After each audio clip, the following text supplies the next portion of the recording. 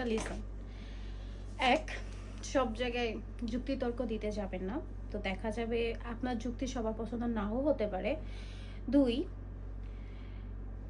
সব জায়গায় অ্যাভেলেবল হবেন না, কারণ দেখা যাবে যে আপনি যদি সব জায়গায় অ্যাভেলেবল হয়ে যান, তখন একটা সার্টেন টাইম যাওয়ার পর আপনাকে ওরা হচ্ছে অপোজিট পার্সন হচ্ছে টেকেন ফর গ্রান্টেড হিসেবে নিয়ে নিবে, বিকজ হচ্ছে ওরা থিঙ্কিং করে নিবে যে আপনার যা স্কিল আছে সেই স্কিলগুলো হয়তো বা তাদের জন্য ডেভেলপ হয়েছে বা তারাই হয়তো বা হেল্প করছে, দ্যাটস ওয়াই আপনি তাদেরকে বেশি বেশি টাইম দিচ্ছেন।